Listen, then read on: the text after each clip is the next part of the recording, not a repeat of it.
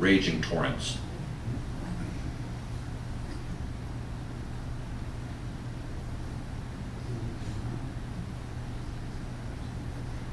Finally, they get some water from the bottom of the hill after about an hour, no water pressure. That's what plagued a fire in Brant Rock, Massachusetts on April 21st, 1941 that burned 600 structures and changed the complexion of Marshfield, Mass. Low water pressure. And then the National Guard shows up. I saw the National Guard the other day in Watertown. I live near the Watertown DPW. Apparently, people don't know how to boil water because there were people waiting 3 hours with their families in their car for a case of water. Am I missing something? National Guard arriving. The Norton Company. All the metal sheeting was gone from the sides and the roof. Cars blown out of the Norton Company parking lot. Burncoat Street. Holmes ice cream place. Anybody ever go there? Oh, wow.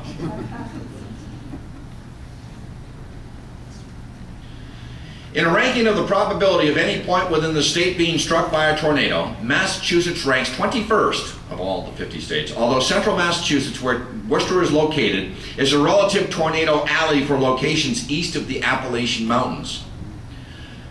Methinks that Worcester will get hit with another tornado at some point in the future due to the topography. Those are my sources. That's my talk. You've been a great audience. Thank you.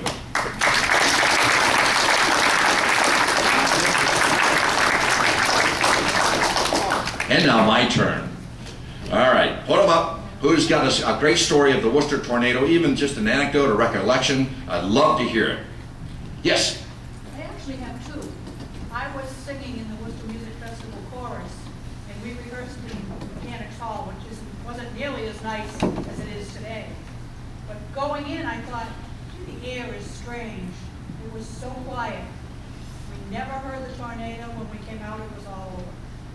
Wow. And the second story is, my dad was very active in Boy Scouts, and I can remember Boy Scout troops from all over Worcester providing tents for people to live in after the tornado. A different age, Yeah. where brother helped brother and sister helped sister. Amazing. Just before I went on, I got an email. I'll go to you just in a second, from a long friend. I grew up in Dedham, Massachusetts, live in Watertown now, and she says that was it, described almost the way you did. It was a strange day. The term Green Day happens in the Midwest, where that's a precursor to a tornado. But she says in Dedham, debris was falling from the sky. Yes? Burncoat Hill.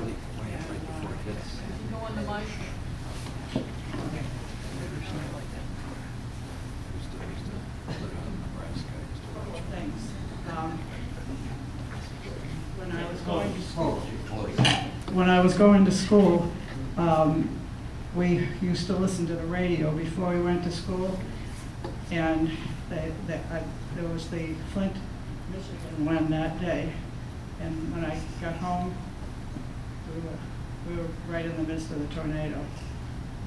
So. Do you remember the hail? Yes, yes. I just remember the hail, and after the tornado was over, I was looking at the Girl Scout camp, so I went off. And we couldn't live in the house, so we had to wait. And with somebody else, with people that were living in another house, because we couldn't live in our house because burnt up. And another thing was when we used to listen to the radio in the morning to get news, and we had the tornado news at that time. So I didn't live there. I was working at the Girl Scout camp, so I just went out to the Girl Scout camp, and my mother and sister went to live with somebody in Auburn. So. That story. Yes, sir. I was here at WPI then, and I was a young faculty member. It was our last faculty meeting of the year. Classes were out, students had left, and graduation was still coming up. I remember we had the faculty meeting in Boynton, and there were stories about severe thunderstorms coming. And they joked about those sitting near the windows. Little did we know what was coming. But we were not affected here, as just pointed out. It was all north of here. After the meeting, as some of us like to do, we went up to the old Coach and Six for a beer. And while we were there, we thought the enormous freight trains were going by on the B&M tracks, which ran right next to it. And the lights went up. And so we finished the beer and went out. Holy God, there was mud everywhere.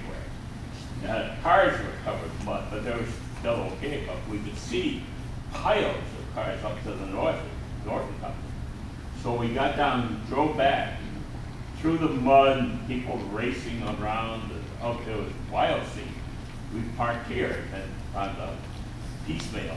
What happened here was Sanford Rod classes had been out, so the building was empty. That was turned into a provisional hospital for non-critical cases. The critical cases were sent to the hospital. And all through the night, there were ambulances. That's all you could hear. They came from Springfield, Providence, all the towns in between, as did doctors. The neighbors brought in blankets and sheets. We put around Sanford Riley was just jammed with outside with ambulances, police cars bringing in people, and private cars bringing in people. And so that was the scene here. And I worked with Professor Newell that night. We had station WYK, our amateur student broadcasting station. And we were on an amateur network, which he had set up. And we took calls from relatives and transmitted and so forth. But the next week, this is one of the few communication places you can get through. Everything else was either emergency calls or you just couldn't get through the northern part at all. So it was an amazing time. And I remember all night long, people were coming in ambulances, cars, and there were no students around, but all kinds of neighbors who came and carried people in, and people in the dormitory, assigned people to rooms. And that's what it was like at WPI.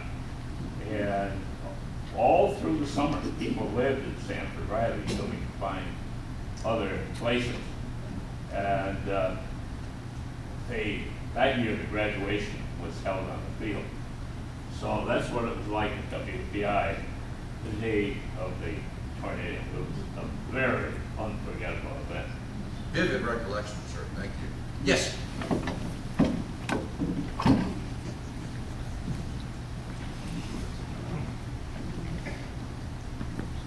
The day of the storm, I worked at the Norton Company on New Bond Street in the Research and Development Department, and we got out of work at 5 o'clock. And it was imminent that was a storm coming, but I headed south and got home, and on the 6 o'clock news, they announced that Worcester or northern Worcester had been struck by a tornado, and particularly the Assumption College area. And I had a friend, my best friend, worked in a bottling company on the corner of West Boylston Street and Marlin Road, which is immediately to the left of the Assumption College campus. And so I got in my car and I drove back and abandoned it just about at New Bond Street because they weren't allowing traffic to go further north, and it was impassable anyway.